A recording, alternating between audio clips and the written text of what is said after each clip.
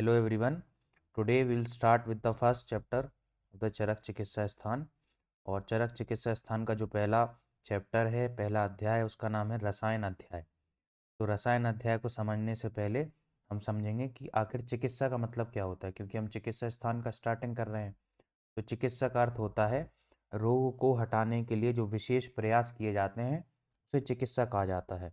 अब सूत्र स्थान में जब चरक सूत्र स्थान आपने पढ़ा होगा तो वहाँ पे एक डेफिनेशन था, चतुर्णाम विषगादीनाम सस्तानाम धातु व्यकृते प्रवृत्ति धातु साम्यार्था चिकित्सेत अविधीयते। इसका मतलब ये होता है कि जब धातु विषम अवस्था में आ जाते हैं तब चार चीज़ें जो होती हैं, वैद्य होता है, औषधि होती है, परिचारक होता है और रोगी। इन चारों को जब एक साथ आते हैं और धातुओं की समता को ये प्राप्त कराते हैं तो उसी को चिकित्सा कहा जाता है। अब चिकित्सा स्थान में सबसे पहले हम पढ़ने वाले हैं रसायन अध्याय। तो रसायन अध्याय को पढ़ने के लिए हमें पहले रसायन का मतलब पता होना चाहिए। तो रसायन जो है दो शब्दों से मिलकर बना है, एक तो रस और एक आयन। तो रस जो है रस आदि धातुओं का बोधक है, और आयन का मतलब होता है गमन करना, मार्ग या फिर पोषण करना। तो जो रस आदि धातुओं को में गमन करे या फिर उनका पोषण करा दे तो वो रसायन होता है। और आचार्य सारंगधर कहते हैं जो जरा व्याधि का नाश करे, रसायनम च तज्जज्ञेयम यह जरा व्याधि नाशनम। तो जो जरा और व्याधि का नाश करे तो उसे हम रसायन बोलते हैं। अब रसायन जो चैप्टर है वो चार सब डिविजन्स में हम पढ़ते हैं, या चार सब चैप्टर्स में पढ़ते हैं, चार उपाध्यायों में पढ़ते हैं। जिसमें पहला उपाध्याय है अभया अम्लकीयम रसायन पादम, जिसमें हमने अभया मतलब हरितकी और अम्लकीयम मतलब आंवला। तो इनका सबसे पहले हम लोग इनका क्योंकि फॉर्मुलेशंस में यूज़ करेंगे, इसलिए इसके इनके नामों से ये चैप्टर जो है स्टार्ट हुआ है, अभया अम्लकीयम रसायन पादम। अब अभया जो है हरितकी को बोला जाता है और अम्लकीय बोला जाता है आंवला को। तो अब आप बोलेंगे आंवला जो है, आंवला से पहले हरितकी को क्यों रखा गया, तो उसके लिए बोला गया है हरितकी मनुष्याणाम माते हितकारिणी और कदाचित कुप्यते माता ना उदरस्ता हरितकी। इसका मतलब होता है हरितकी मनुष्यों में माता के समान हितकारी है। कदाचित माँ कुपित हो जाए, लेकिन जब हरितकी उदर में जाती है तो कल्याण ही करती है। अब इसके बाद उन्होंने आंवला रखा। पहले हरितकी को इसलिए रखा क्योंकि जो हरितकी होती है उसमें रसायन प्रॉपर्टी तो होती है, साथ ही साथ व्याधि नाशन प्रॉपर्टी आंवला के कंपैरिजन में ज़्यादा होती है, इसलिए अभया का नाम पहले रखा है। तो स्टार्ट करते हैं। अथातो अभया अम्लकीयम रसायन पादम व्याख्यास्यामा इतिहासमा भगवान आत्रेय। तो भगवान आत्रेय तो बोला गया है कि अब इंद्रिय स्थान के बाद अभया अम्लकीय रसायन पाद की व्याख्या की जाएगी, जैसा कि भगवान आत्रेय ने कहा है। अब भेषज प्रकरण की बात करें तो उसमें सबसे पहले भेषज के पर्याय की बात होती है, मतलब सिनोनिम्स क्या क्या हैं। तो पहला है चिकित्सितम, चिकित्सितम व्याधि हरम पथ्यम साधनम औषधम प्राश्चितम प्रशमनम प्रकृति स्थापनम हितम। इसमें से हर एक का एक अलग अलग मीनिंग है। जैसे कि चिकित्सित का मतलब है रोग को दूर करने वाला, व्याधि हर का मतलब होता है व्याधि का जो हरण करे वो व्याधि हर होता है। इसमें पथ्य जो है, पथ्य का मतलब होता है जो पथ मार्ग होते हैं या स्रोतस होते हैं उनके लिए जो हितकारी होता है, इसलिए उसे हम पथ्यम बोला जाता है। भेषज का एक पर्याय या मेडिसिन का एक सिनोनिम पथ्य भी होता है। फिर बोला गया साधनम, साधन क्यों बोला गया, क्योंकि यही एक वे है या एक तरीका है जिसके थ्रू हम रोग को ठीक करते हैं, इसलिए इसे साधन बोला गया है। औषधम बोला है क्योंकि औषधि के रूप में प्रयोग करते हैं। प्रायश्चितम क्यों बोला गया, क्योंकि जब हम पाप करते हैं तो पापों का प्रायश्चित किया जाता है। तो इधर पाप जो है दोष या रोग है, तो रोगों को दूर करने के लिए, पापों को दूर करने के लिए हम मेडिसिन लेते हैं या भेषज लेते हैं, इसलिए प्रायश्चित एक इसका पर्याय है। फिर बोला गया प्रशमनम, प्रशमनम का अर्थ होता है जो रोगों का शमन कर दे, इसलिए प्रशमनम भी बोला गया। प्रकृति स्थापन क्यों बोला गया, क्योंकि जब धातु में विषमता आ जाती है तो उसकी क्षमता को लाने के लिए हम औषध का प्रयोग करते हैं, इसलिए इसका एक पर्याय प्रकृति स्थापन भी है। हितम क्योंकि ये कल्याणकारी है, हितकारी है, इसलिए इसका एक सिनोनिम या पर्याय हितम भी है। अब भेषज दो प्रकार का होता है, मेडिसिन दो टाइप की होती है। पहली होती है स्वस्थस्य ऊर्जस्करम और दूसरी होती है आर्तस्य रोगनुत। तो स्वस्थस्य ऊर्जस्करम का अर्थ क्या है, स्वस्थ पुरुष के उत्तम भाव को बढ़ाने वाला, और आर्तस्य रोगनुत का अर्थ होता है रोगक्रांत व्यक्ति के रोग को दूर करने वाला। तो मतलब पहला जो है हेल्थ को मेंटेन कर रहा है और दूसरा जो है डिजीज से फ्री कर रहा है हमको। अब इसमें जो शब्द है ऊर्जस कर्म, तो ऊर्जस कर्म का अर्थ क्या है, तो चक्रपाणी क्या कहते हैं कि स्वस्थ व्यक्तियों द्वारा सेवित जो द्रव्य स्वाभाविक रूप से होने वाली मतलब नेचुरली वृद्धावस्था, क्षुत, प्यास आदि व्याधियों को दूर करते हुए शरीर में होने वाले आप्रहर्ष, मैथुन आदि क्रिया से क्षीण शुक्र आदि श्रेष्ठ भावों को नष्ट करता है, उसे ऊर्जस्कर कहा जाता है। और यहाँ पे जो रोगनुत की बात की गई है वो अस्वाभाविक जो व्याधियां होती हैं उनकी बात की गई, ना कि नेचुरली जो आ रही हैं। नेचुरल जैसे कि वृद्धावस्था हो गई, छूत हो गई, प्यास हो गई, इसमें अस्वाभाविक है जो दोष के प्रकोप होने से हो जाती है। अब इधर पे आ भेषज दो प्रकार के बताए गए हैं, एक बताया गया बाधन, एक बताया गया सा अनुबाधन। तो बाधन का अर्थ क्या होता है, अल्पकालिक अपथ्य से रोग का होना, मतलब आपने कम समय में अपथ्य का सेवन किया और आपको रोग हो गया, तो दैट इज बाधन, और इसको हम एक्यूट कंडीशन भी बोल सकते हैं। और सा अनुबाधन का अर्थ होता है कि दीर्घकालिक अपथ्य से रोग का होना, लंबे समय तक आपने अपथ्य का सेवन किया इसलिए रोग आपको हो गया। अष्टांग संग्रह में दो टाइप्स बताए गए, एक तो बाधन बताया गया, एक अनुबाधन बताया गया है। इधर पे क्या बोला गया था, इधर पे बोला गया था बाधन और सा अनुबाधन। चरक ने बाधन और सा अनुबाधन बोला है, अष्टांग संग्रह ने बाधन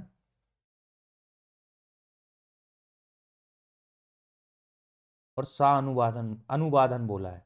सा अनुबाधन चरक ने बोला है, अनुबाधन और बाधन बोला है अष्टांग संग्रह में वृद्ध भागवत ने। अब रसायनोवाजीकरण होते क्या है, तो बोला गया स्वस्थस्य ऊर्जस करम यत्तु तदृश्यम रसायनम। तो जो औषधि स्वस्थ व्यक्ति में ऊर्जस कर मतलब उत्तम भावों को बढ़ाने वाली होती है, वही भ्रश्य मतलब वाजीकरण भी होती है और वही रसायन भी होती है। फिर दूसरी जो लाइन है वो इंपॉर्टेंट है, प्रायः प्रायण रोगाणाम द्वितीय प्रश्न मतम। द्वितीय मतलब इधर रसायन की बात हो रही है, तो रसायन जो है, एक तो रसायन का काम क्या है, जरा व्याधि का नाश करना, दूसरा काम वो क्या करेगा, प्रशमे मतम मतलब रोगों का प्रशमन भी करेगा, रोगों का शमन भी करेगा। प्रायः शब्दों विशेषार्थो ही उभयम उभयार्थ कृत।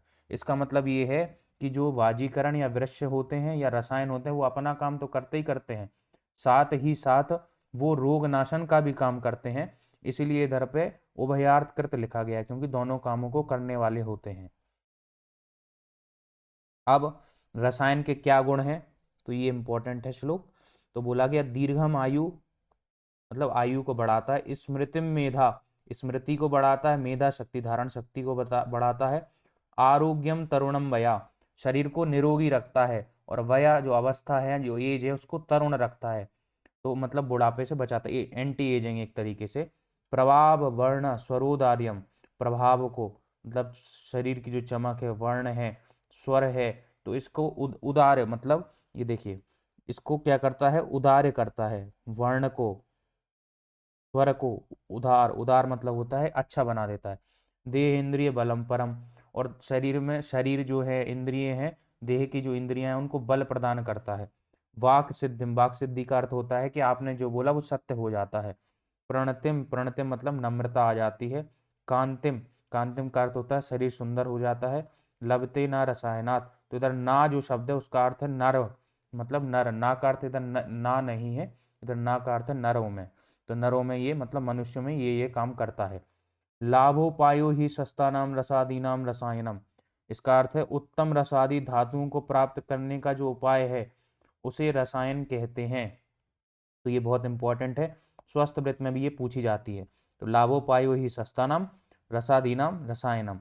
सारंगधर ने क्या बोला, रसायनम च तज्जिगेम यज्जरा व्याधि नाशनम, तो जरा और व्याधि का ना जो नाश करता है वो रसायन माना जाता है।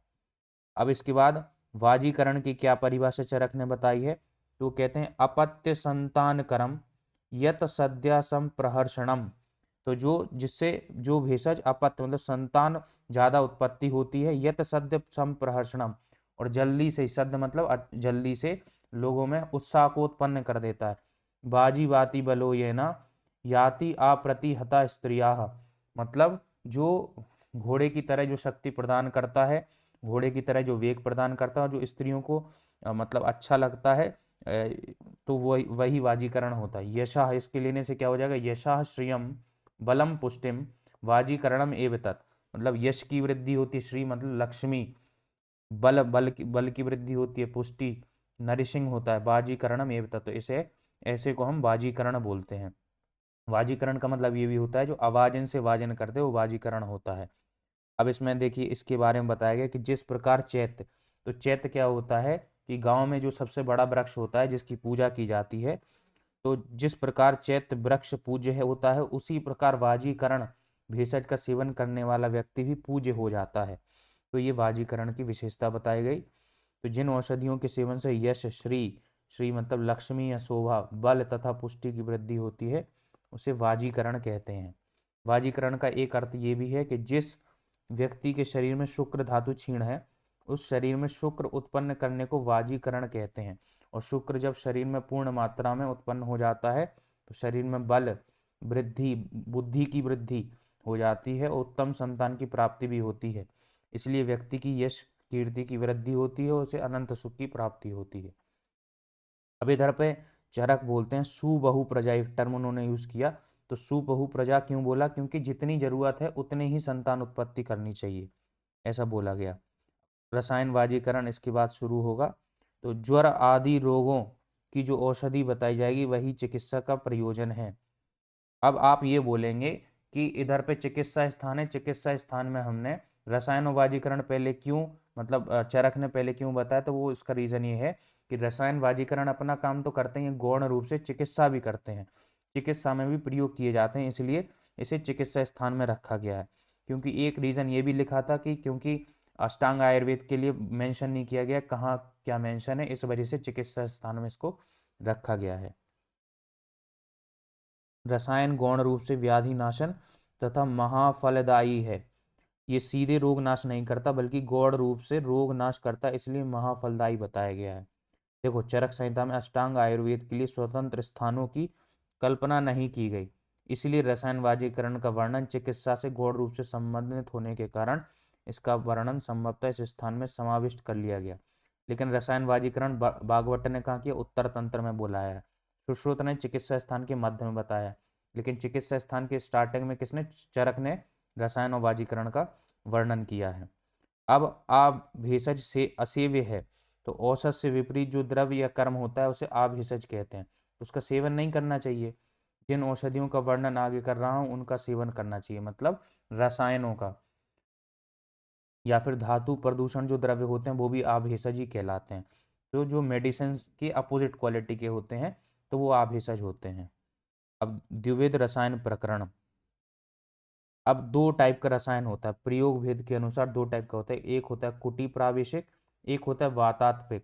अब इम्पोर्टेंट क्या है कि इसमें जो आपका कुटी प्रावेशिक है वो ज़्यादा प्रधान होता है क्योंकि उसमें सात्विक गुणों की प्राप्ति होती है, लेकिन वातात्मक जो होता है उसमें राजस होता है, राजसिक गुण की प्राप्ति होती है, इसलिए कुटी प्रावेशिक जो है प्रधान माना जाता है। और वाजीकरण और रसायन में बात करी जाए तो रसायन जो होता है श्रेष्ठ होता है, क्योंकि रसायन को आप व्याधि नाशन में ज्यादा यूज कर सकते हैं एज कंपेयर टू वाजीकरण। अगर प्रयोजन भेद की बात करें तो तीन टाइप का होता है, काम्य रसायन, नैमित्तिक रसायन और अजाश्रिक रसायन। तो ये देखो ये डिवीजन दे रखा है कि एक होता है भेषज, एक होता है आभेषज। तो भेषज के पर्याय जो हमने आपको ऊपर बता दिए, आभेषज बाधन होता है और सा अनुबाधन होता है। बाधन मतलब एक्यूट नेचर का, साबाधन मतलब क्रोनिक नेचर का। और भेषज दो टाइप का होता है, स्वस्थ ऊर्जस्करम और आर्तस उरोगनुत। और स्वस्थ ऊर्जस्करम भी दो टाइप का रसायन होता है, वृक्ष होता है।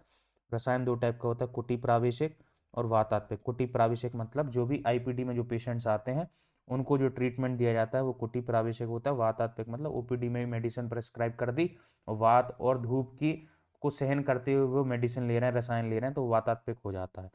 अब कुटी प्रावेशिक मतलब कुटी बनाना, पहले के ज़माने में कुटी बनाई जाती, साउथ में कई सारी जगह है जहाँ आज भी इसी पुरानी पद्धति से ये रसायन का सेवन कराया जाता है। तो उसमें इंपॉर्टेंट चीज़ क्या है कि जो कुटी बनाने वाले हैं वो पूर्वोत्तर दिशा में होनी चाहिए, मतलब नॉर्थ ईस्ट डायरेक्शन में होना चाहिए। त्रिगर्भाम, त्रिगर्भाम मतलब एक कमरा है, कमरे के अंदर दूसरा कमरा और दूसरे के अंदर तीसरा कमरा, तो ये त्रिगर्भा होता है।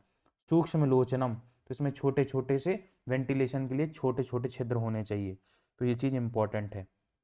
अभी आप पढ़ लेना कि जिस स्थान पर पुण्य करने वाले राजा, वैद्य, ब्राह्मण, क्षत्रिय, वैश्य और साधुजन निवास करते हैं, ऐसी जगह इसको बनाना चाहिए। कुटी प्राविशिक विधि जो है वातात्विक से ज़्यादा उत्तम होती है। अब करने की विधि क्या है, तो बताया गया कि इस नक्षत्र में करना चाहिए, ऐसे का तो लिखो। उस कुटी में जब सूर्य उत्तरायण हो, शुक्ल पक्ष हो, तिथि और नक्षत्र उत्तम हो, शुभ मुहूर्त हो, करण से युक्त तिथि हो, तो बाल बनवाकर धृति, स्मृति और बल को धारण करके श्रद्धा पूर्वक सावधान होकर रजतम इन मानसिक दोषों को दूर कर प्राणी मात्र की कल्याण कामना करते हुए देवता ब्राह्मण की सर्वप्रथम पूजा और प्रदक्षिणा कर उस कुटी में प्रवेश करें। तो मतलब ब्राह्मणों का और गुरुओं का सम्मान करने के बाद इसमें जाना चाहिए। अब रसायन प्रयोग से पहले शोधन करना चाहिए बॉडी का। शोधन कैसे होता है? पंचकर्म के थ्रू होता है। अगर बॉडी शुद्ध नहीं होगी तो रसायन का लाभ नहीं मिलेगा। जब तक शरीर शुद्ध नहीं होता तब तक रसायन से कोई लाभ होता नहीं है। और जब पंचकर्म हो जाता है तो उसके बाद संसर्जन क्रम किया जाता है। अब अगर दो तरीका है, एक तो आप पंचकर्म करा लो या फिर संशोधन की कुछ औषध बताई गई, जैसे कि ये श्लोक जो है कि हरि तकी नाम चूर्णानी, तो हरि तकी का चूर्ण लेना है। सेंधव आम्ल के गुणम, सेंधा नमक लेना है, आंवला लेना है, गुड़ लेना है। वचाम विडंगम रजनीम, रजनी मतलब हरिद्रा मतलब हल्दी। पिप्पलीम और विश्व भेषजम, विश्व मतलब होता है शुंठी या अदरक। तो इसको समान मात्रा में लेना है और इसको आपको कैसे पिलाना है? गर्म जल से 1 तोला की मात्रा में इसको पिलाना है। इसको पिलाने के बाद जब आप शोधन अच्छे से हो जाएगा तो समसर्जन क्रम करना है। समसर्जन क्रम क्यों? क्योंकि जो अग्नि होती है वो मंद हो जाती है, तो उसके लिए हमें समसर्जन क्रम करना पड़ता है। तो शोधन पश्चात क्या करें? अगर प्रबल मात्रा में शोधन हो गया है तो 7 दिन तक यवागु का पान कराना चाहिए। मध्यम मात्रा में शोधन हुआ है तो 5 दिन तक यवागु का हमें पान कराना चाहिए। और हीन शुद्धि हुई है, हीन शोधन हुआ है, तो 3 दिन तक यवागु का हमें पान कराना चाहिए। तो यवागु कैसे बनाना है? घृत से संस्कृत पुराने जौ की यवागु खाने को दें। मतलब घी का यूज होना चाहिए और ज्वार का यूज होना चाहिए। और कब तक करना है? जब तक पुराने मल की शुद्धि ना हो जाए तब तक यवागु का सेवन कराते रहना चाहिए। हमें कोष्ठ की शुद्धि भी करानी, जब तक पूरा मल बाहर ना निकल जाए तब तक हमें ये समसर्जन क्रम करते रहना है। अब हरी तकी के क्या गुण हैं? तो हरी तकी के गुण हैं हरी तकीम पंचरसा, 5 रस होते हैं इसमें। उष्णम, उष्णम मतलब उष्ण वीर्य होता है। आलवणम, आलवणम मतलब इसमें लवण रस नहीं होता है, बाकी 5 होते हैं। और हरी तकी को तुवरा परम भी बोला जाता है क्योंकि इसमें कषाय रस प्रधान होता है। शिवाम इसका एक सिनोनिम है। दोष अनुलोमनीम, दोषों का अनुलोमन करता है, बाहर निकाल देता है। लघवीम क्योंकि ये हल्का होता है, लघु होता है, हरी तकी इसका ही गुण है। विद्याद दीपन पाचनी, दीपन पाचन भी होता है।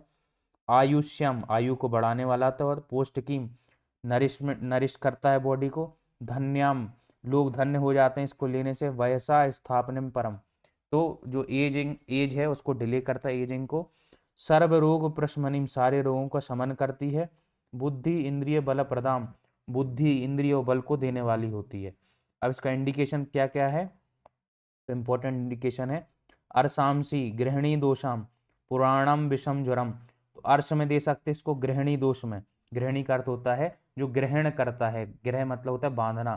तो अगर गृहिणी में कोई दोष आ जाए तो उसके ट्रीटमेंट में अर्श में यूज करते हैं। और पुराणम विषम ज्वरम, जो पुराना विषम ज्वर हो गया है, विषम मतलब कभी आ रहा है कभी नहीं आ रहा है, तो इरेगुलर है।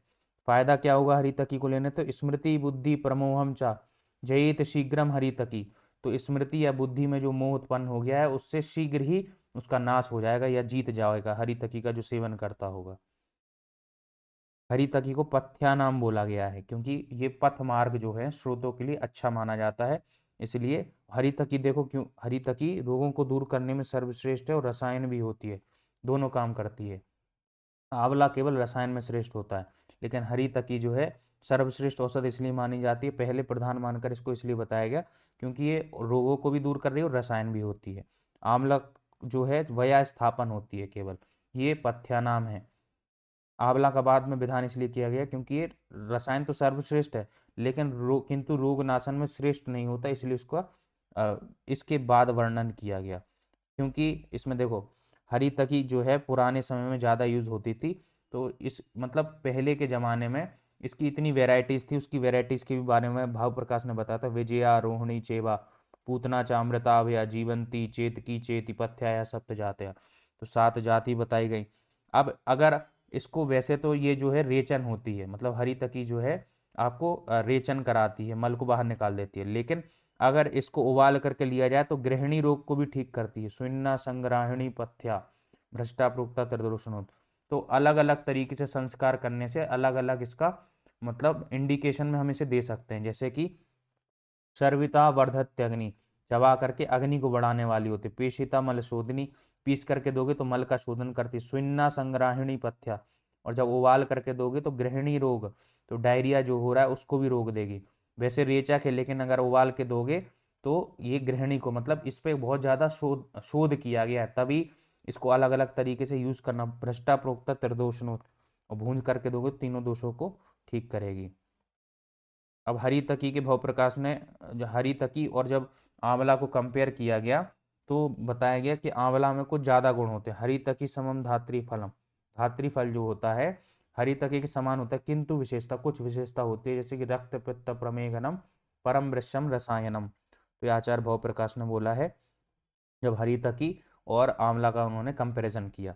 अब हरितकी सेवन अयोग्य व्यक्ति कौन है, किन्हें नहीं करना चाहिए? तो बोला गया अजीर्णिनो, अजीर्ण मतलब अजीर्ण रोग, इंडाइजेशन है जैसे। रूक्ष भुजा, रूक्ष भोजन करने वाले। स्त्री, स्त्री मतलब होता है अधिक मैथुन करने वाले। मद्या, ज्यादा मदिरा पान करने वाले। विष, विष का सेवन जिन्होंने कर लिया हो। कर्षिता, जिनका शरीर कृश हो गया हो। सेवित न अभयाम एते, सेवेम सेवित ना अभ्याम एते, ऐसे लोगों को अभय का सेवन नहीं करना चाहिए। क्षुत तृष्णा उष्ण अर्दिताश्च, ये तो इन लोगों को, ये जो है पीजी में क्वेश्चन आ चुका है कि ऐसे लोगों को हरितकी का सेवन नहीं करना चाहिए। भाव प्रकाश ने भी एक डेफिनेशन दिया है कि 9 जगह पे इसका यूज नहीं करना चाहिए। कि अद्व अति खिन्नो, जो ज्यादा चलने से थक गए हों। बल वर्जित, बल जिनका कम है। रूक्षा, रूक्ष शरीर। कृशो, लंघन कर्षित, लंघन से जो कमजोर हो गए हैं। पित्ता, देखो जिनको पित्त बढ़ गया है। गर्भवती च नारी, गर्भिणी को नहीं लेना चाहिए, गर्भवती नारी को। विमुक्त रक्ता तू अभ्याम न खा देत, तो जिनका रक्त मोक्षण है उन्हें भी नहीं लेना। तो ये भाव प्रकाश ने बताया है और ये आचार्य चरक ने बताया है। तो चरक वाला भी आपको याद करना और भाव प्रकाश वाला भी याद करना है। अब आंवला के गुण कर्म बताए हैं, तो हरितकी में जो गुण कर्म होते हैं वही सभी आंवला में होते हैं। डिफरेंस क्या है? तो केवल वीर में डिफरेंस है, वीर में विपरीतता होती है। आंवला जो होता है शीतवीर होता है, हरितकी जो होता है उष्णवीर होता है। हरितकी तथा आंवलक विषय उपसंहार। हरितकी और आंवले के बीज जो होते हैं, बीज रहित फल का अगर आप प्रयोग करें, मतलब बीज हटा दें और फल का यूज करें केवल, तो वो अमृत के तुल्य माना गया है। अतश्च अमृत कल्पानी विद्यात कर्म भिरी दृशे हरितकी नाम सस्यानि, सस्यानि मतलब होता है गुठली रहित। भिषगा अम्ल कस्य चा, तो आंवला और हरितकी लगभग को अगर आप बीज के बिना यूज करेंगे तो अमृत के समान फल देने वाली होगी। अब हम बात करते हैं 6 योग। तो 6 योगों का वर्णन इस पाद में किया गया है, अभय अम्लकियम इसमें पाद में। पहला जो है वो है ब्रह्म रसायन, पहला है प्रथम ब्रह्म रसायन। तो प्रथम ब्रह्म रसायन कैसे बनेगा? तो उसके लिए आपको पंचानाम पंचमूला नाम भागान 10 फलोन्मिता और हरितकी सहस्रम चा त्रिगुणा त्रिगुण आम्लकम नवम। इसका मतलब क्या है? पंचमूल लेने हैं आपको, और हर पंचमूल जो है 10 फल की मात्रा में लेना है। तो जैसे कि अगर लघु पंचमूल है तो 10 पंचमूल लेना है, तो उसमें हर एक द्रव्य 2-2 फल की मात्रा में लेना है आपको। हरितकी सहस्रम 1000 आपको हरितकी लेनी है, और त्रिगुणाम त्रिगुणम आम्लकम नवम, तो आपको आंवला कितना लेना है? 3000 लेना है, 3 गुना लेना है हरितकी से। तो आपको केवल यही चीज याद रखनी है, और जब आप अवले कल्पना रसशास्त्र में पढ़े होगे तो उसी तरीके से ब्रह्म रसायन बनेगा जैसे च्यवनप्राश बनता है। तो देखो आपने क्या क्या लेना है, तो पंच आपको लेना है, पंचमूल लेना है। तो उसमें से आपको देखो कौन कौन से पंचमूल लिए गए। तो लघु पंचमूल लिया गया, तो जो उसमें से शालपर्णी, प्रश्नपर्णी, बृहति, कंटकारी, ये निदिग्ध का जो है कंटकारी ही है ये, और गोखरू। तो ये हो गया लघु पंचमूल। फिर इसके बाद बृहत पंचमूल, जिसमें अग्निमंत आ गया, श्योनक आ गया, काश्मरी आ गया, पाटला आ गया, बिल्वा आ गया। तो ये हो गया बृहत पंचमूल। फिर इसके बाद है पुनर्नवादि पंचमूल या मध्यम पंचमूल। तो इसमें पुनर्नवा आ जाता है, मुद्गपर्णी, मांसपर्णी, बला आ गया, और एरंड की जड़ आ गई। फिर इसके बाद जीवनीय पंचमूल, तो जीवनीय पंचमूल में जीवक है, ऋष्वक है, मेधा है, जीवंती है, शतावरी है। फिर इसके बाद तृण पंचमूल में क्या है, सरपत है, इक्षुमूल है, दर्भ है, कास है और शालिधान है। तो ये जो पंचमूल है, हर एक को आपको लेना है, हर एक पंचमूल को लेना है, 10 पल लेना है। 10 पल मतलब उसमें से जैसे एक लघु पंचमूल है, तो लघु पंचमूल में अगर हमने विदारी गंधा लिया तो इसको हम 2 पल लेंगे, हर एक को 2-2 पल लेना है हमको। और जैसे च्यवनप्राश बनता है वैसे ही बनाना है। इसमें जो चीज़ बता रहे केवल वही चीज़ याद रखनी है। मिश्री जो है 1100 पल लेनी है, तिल का तिल 2 आड़क लेना है, गोघृत 3 आड़क लेना है और इसको ताम्र की कढ़ाई में पकाना है, ये चीज़ याद रखनी है आपको। और इसमें जो शहद है, मधु है, मतलब 2.5 गुना लेना है, 2.5 आड़क लेना है आपको। और और इसको खाना कितना है, तो बोला गया श्लोक पहले आप देख लो कि या ना उपरुंध्याद आहारम एकम मात्रम जराम प्रति, मतलब जब आप भोजन करें तो उसमें कोई बाधा उत्पन्न ना हो, इतनी मात्रा में खाएं जिससे भोजन की मात्रा में रुकावट ना हो। तो ये इसकी मात्रा है। और खाने के बाद अनुपान में क्या लेना है, तो 60 का भात लेना, 60 चावल का जो है भात बनाना है, उसे दूध से खाना है। तो इसका अनुपान ये प्रथम ब्रह्म रसायन है। बनता कैसे है, तो अवलेह कल्पना जैसे होती है, क्वाथादीनाम पुनापाकत घनत्वम सरसक्रिया। तो ये आप अवलेह कल्पना जो है रसशास्त्र से पढ़ सकते हैं। सेम जैसे च्यवनप्राश बनता है वैसे ही आपका ब्रह्म रसायन बनता है। अब बात करेंगे दूसरी फॉर्मुलेशन की, दैट इज द्वितीय ब्रह्म रसायन। तो द्वितीय ब्रह्म रसायन जो है वो कैसे बनेगा, तो आपको हर चीज़ याद नहीं रखनी है, आपको केवल जो जो हम बता रहे हैं, क्योंकि हर चीज़ इसमें याद रखोगे तो आपको अलग अलग आचार्यों ने क्या क्या बोला है वो भी याद रखना है, तो इसलिए इसमें ज़्यादा याद नहीं रखना है। अब देखो इसको बनाना कैसे है, तो आपको क्या करना है, 1000 देखो आंवला लेना है, आंवला को उबालना है, उनका गूदा निकालना है, गूदा को सुखा करके चूर्ण बना लेना है। फिर उसमें 1000 आंवला जो है, उसमें 1000 आंवला सुरस की भावना देनी है और इसमें 22 औषध द्रव्यों का जो वर्णन है उसके चूर्ण को मिला देना है इसमें। फिर इसके बाद 1000 पल लेना है नागबला, जिसकी स्वरस की फिर भावना देनी है आपको। फिर इसको क्या करना है, 15 दिन के लिए रख देना है, 15 दिन के लिए घड़े में रख देना है। उसके बाद आपको इसमें 5 चीजें मिलानी है। क्या क्या मिलानी, अष्टमांश में 1/8 पार्ट में आपको मिलाना है, स्वर्ण भस्म मिलानी है, रजत भस्म मिलानी है, प्रवाल भस्म मिलानी है, आपको ताम्र भस्म मिलानी है और साथ में लास्ट में लौह भस्म मिलानी है। तो ये आपको मिलाना है, इस तरीके से आपका द्वितीय ब्रह्म रसायन तैयार हो जाएगा। तो केवल आपको इसमें इतना ही याद रखना है। और इसको लेना कैसे है, तो प्रतिदिन प्रातःकाल सुबह उठ के 1 तोला से सेवन करना प्रारंभ करें, फिर धीरे धीरे अग्नि बल के अनुसार 1-1 तोला बढ़ाते जाएं आप इसको, और इसकी इतनी मात्रा बढ़ाएं जिससे भोजन में रुकावट ना हो। और अनुपान वही है, 60 चावल का भात बनाना, दूध और घी के साथ इसका सेवन करना है। फिर दूसरी फॉर्मुलेशन थी द्वितीय ब्रह्म रसायन। इसके बाद ब्रह्म रसायन से लाभ क्या होगा, 1 मिनट रुकना आप। तो ब्रह्म रसायन से लाभ क्या है, तो बोला गया चंद्रमा और सूर्य के समान तेजस्वी होता है जो भी इसका सेवन करता है, और जो कुछ अध्ययन करता है या श्रवण करता है उसे धारण कर लेता है।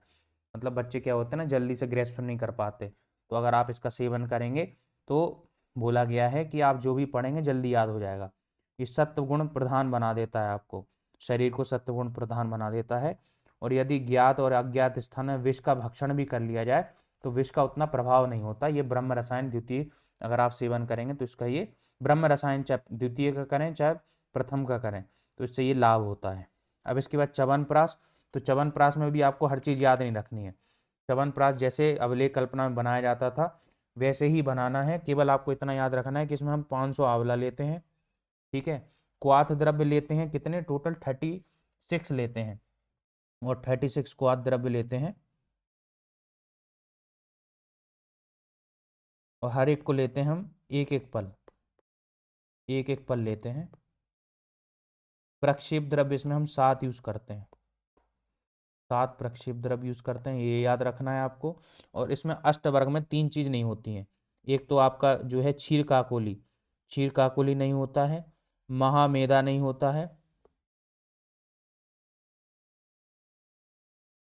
अष्टवर्ग में, और वृद्धि नहीं होता है।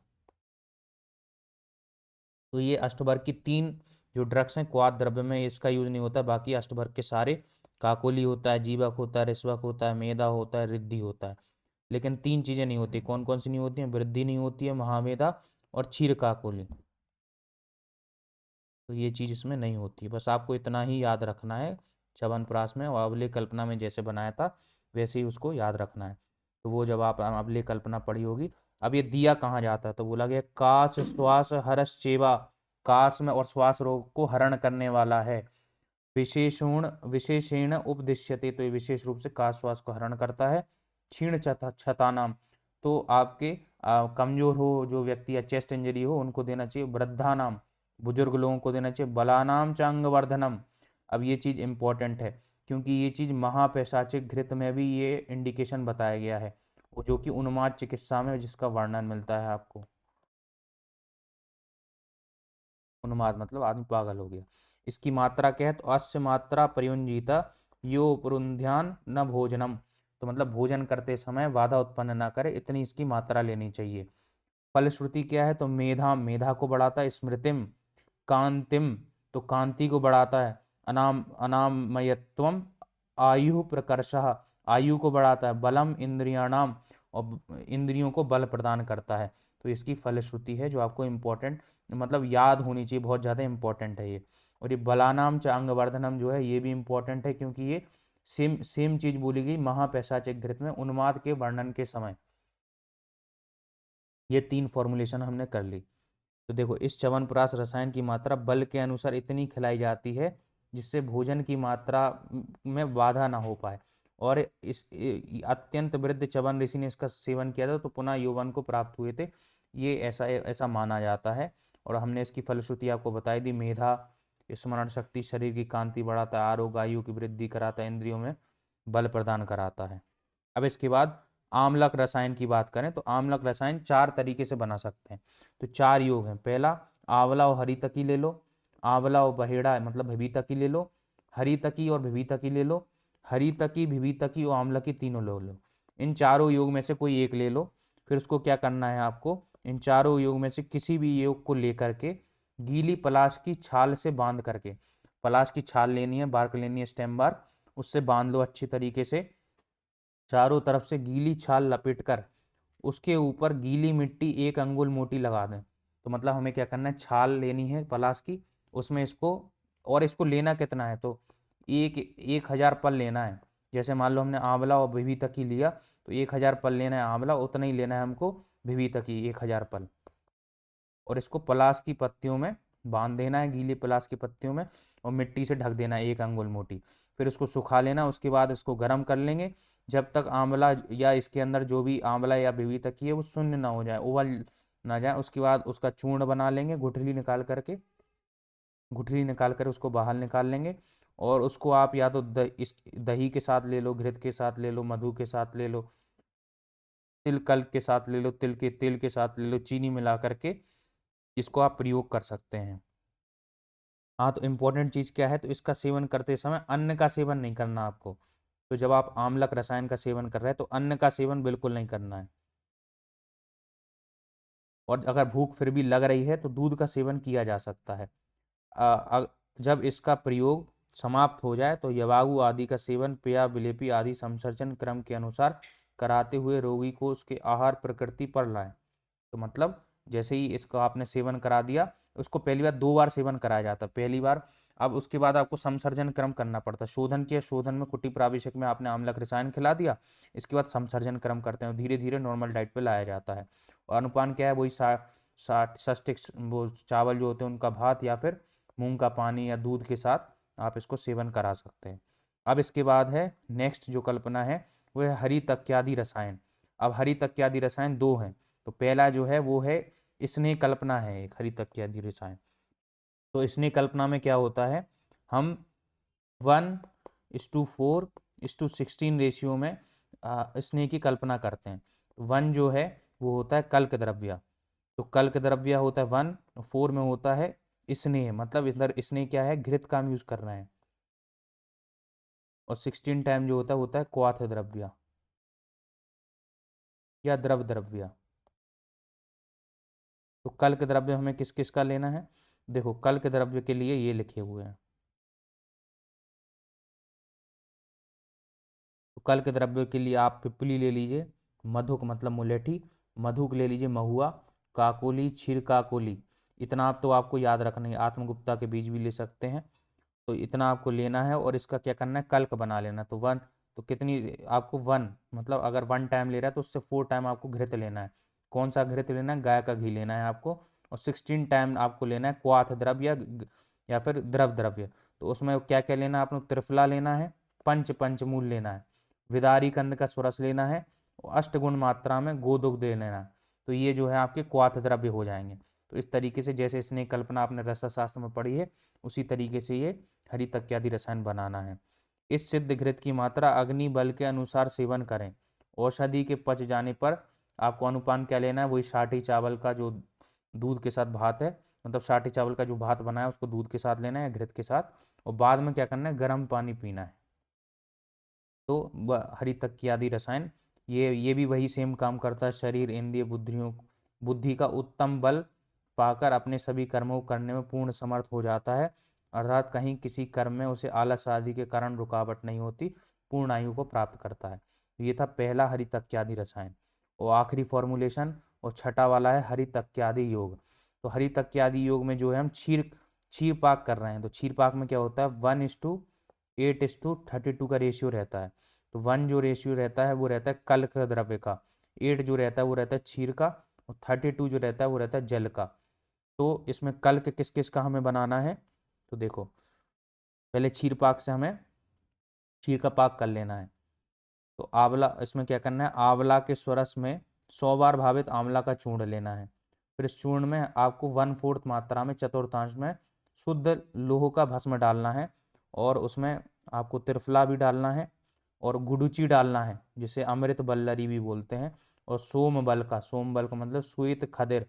तो इनको आपको क्या करना है, क्षीर पाक विधि से आपको इसका दूध बना लेना है या क्षीर का पाक कर लेना है।